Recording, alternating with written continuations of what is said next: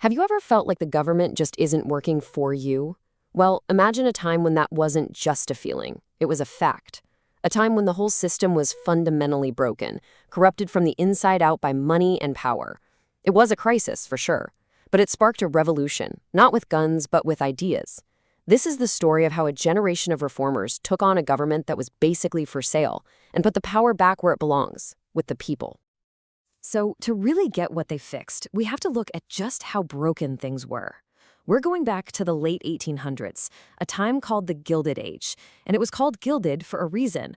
On the surface, everything looked shiny and new, but underneath all that gold paint, the political system was just rotting away. And this crisis was everywhere you looked. In the big cities, you had these corrupt political machines that controlled literally everything. At the national level, monopolists, the titans of industry, were using their incredible wealth to buy politicians and kill any laws that might protect workers or consumers. And getting a government job, it wasn't about what you knew, it was about who you knew, a system they called patronage. And the worst part? Everybody knew about it, thanks to these new investigative journalists they called muckrakers. The whole system was just drowning in scandal. And wow, does this cartoon just nail the problem? You're looking at the industrialist John D. Rockefeller, and he's literally holding the U.S. Capitol and the Treasury in the palm of his hand. The caption says it all. What a funny little government. For these massive trusts, that's exactly what it was, a tiny little plaything they could manipulate for profit. But you can only push people so far, right? Citizens started to fight back. And this war on corruption, it didn't start in Washington, D.C. It started on the streets of America's cities. The change was going to come from the ground up. So where do you even start with a mess that big? Well, the reformers went after the two biggest problems first, patronage and the political machines. Starting way back in the 1880s, they pushed for change, and it led to laws like the Pendleton Act. For the first time, this law said that a lot of government jobs had to be earned based on merit by passing an exam. It was a huge first step. It's funny how history works sometimes. The thing that really kicked these reforms into high gear wasn't some grand plan, it was a disaster. In 1900, a massive hurricane absolutely devastated Galveston, Texas. The city's corrupt and totally incompetent government just fell apart. They couldn't handle the crisis. And in the aftermath, the citizens demanded something totally new. And out of the rubble of Galveston came this thing called the City Commission. The idea was simple, but man, was it revolutionary. Instead of one powerful mayor who could be controlled by a political boss, you'd have a committee of experts. A commissioner for fire, one for police, one for sanitation, running the city. The goal was to replace political power with actual expertise. And this idea caught on. Other cities saw what was happening in Galveston and thought, hey, we can make that even better. So they refined the model and created the city manager system. The commission would hire a trained professional and, this is key, non-political manager to handle the day-to-day stuff. The idea was to run a city like an efficient business, not like a political favor factory. Okay, so the cities are starting to get their act together. The next logical step? Taking the fight to the state capitals. The goal now was to find a way to just bypass the corrupt politicians altogether and give people like you and me a direct voice in our government. And the real trailblazer here was Wisconsin's governor, a guy they called Fighting Bob La Follette. His plan was called the Wisconsin Idea, and it was a total game changer for state government. He brought in experts from the university to help write laws, he created the first state income tax, and he took on the powerful railroad companies that had been running the state for decades. Just look at this cartoon. It tells the whole story. On the left, that's the before. You see Wisconsin being strangled by this giant railroad octopus. But then, on the right, that's the after. After La Follette's reforms, Wisconsin becomes a model state with good laws. It literally became the laboratory for democracy for the whole country. Now, these weren't just new laws. They were entirely new tools for democracy. And one of the most powerful was the recall. Think about it. This gave voters the power to actually fire an elected official in the middle of their term if they weren't doing a good job. A pretty radical idea, right? And the recall was just one tool in the new toolbox. You also had the initiative, which let citizens literally initiate a law.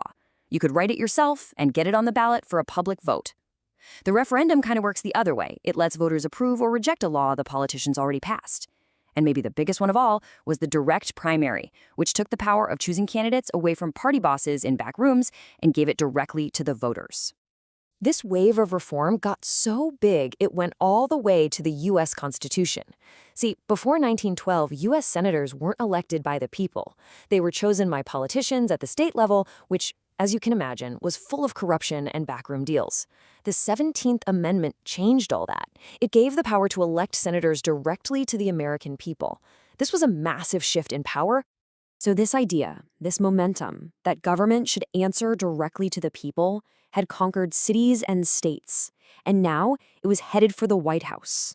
And it arrived in the explosive, dynamic form of one of America's most famous presidents, Theodore Roosevelt.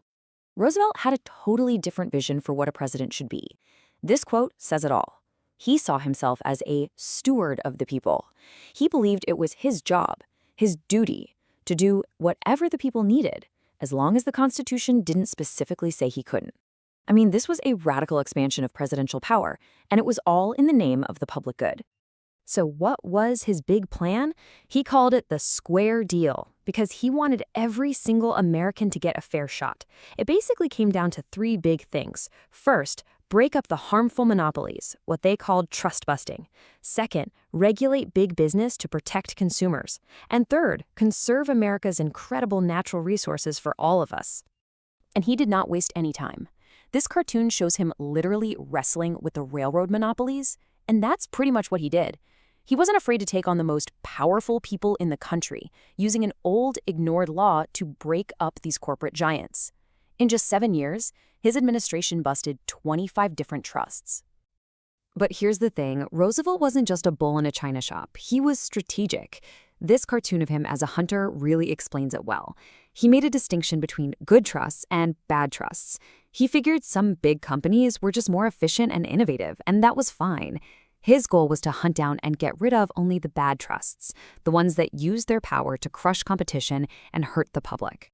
Roosevelt's Square Deal was about more than just busting up a few companies. It was about creating a whole new blueprint for American government. It established this pretty radical idea that the federal government actually has a direct responsibility for the well-being of its people. And he put that idea into action. When a book called The Jungle exposed the disgusting, horrific conditions in the meatpacking industry, Roosevelt pushed Congress to pass the Meat Inspection Act. He signed the Pure Food and Drug Act to stop companies from selling dangerous medicines with fake claims. And when a massive coal strike threatened to freeze the country, he became the first president ever to step in on behalf of the public, not just the company owners. And on top of all that, Roosevelt was America's first great conservationist president. And the scale of what he did is just staggering. During his time in office, his administration set aside 195 million acres of land for federal protection.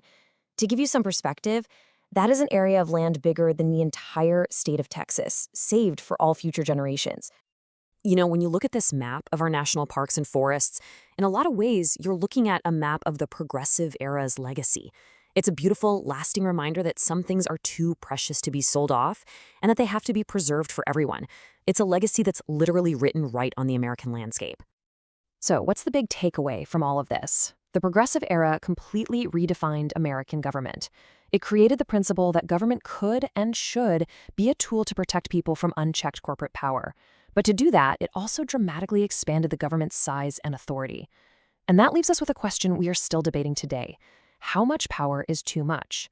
And over 100 years later, do you think we found the right balance?